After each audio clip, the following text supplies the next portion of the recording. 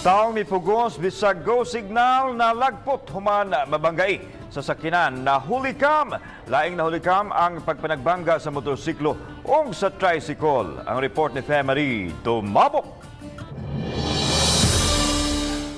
Sa kuha sa CCTV sa Talisay City Command Center, makita kaning lalaki nga nagkuha og t-shirt sa may waiting shed sa may laray sa Cebu South Coastal Road. Makita nga go signal pa ang traffic light alang sa mga sakyanan o nagunong ang mga sakyanan nga pa left turn.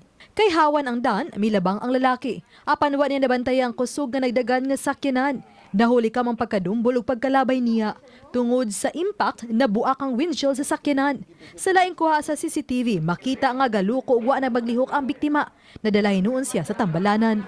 Hangi lang sa atong mga pedestrian na focus na gid kanunay sa daan unya utuman lang kung say makita sa atong mga traffic light.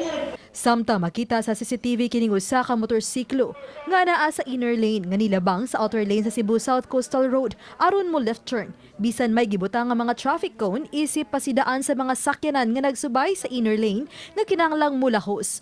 Nahuli kam ang pagkadasmag sa motorsiklo sa laing motorsiklo nga naa sa outer lane ug padung untang mo left turn. Natumba ang duha ka mga motorsiklo ug ang mga nagsakay niini. Samtang sa Mandaue City, nakuha usab sa CCTV kining aksidente sa eskina G1 ug Burgos sa barangay Alang-Alang. Nagabot ang motorsiklo ug tricycle sa intersection. Tungod sa impact, natumba og nalamba ang rider ug nalimbuwad ang tricycle.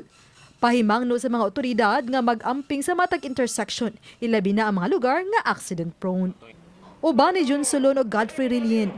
Ako si Femery Dumabok. Balitang Bisdak.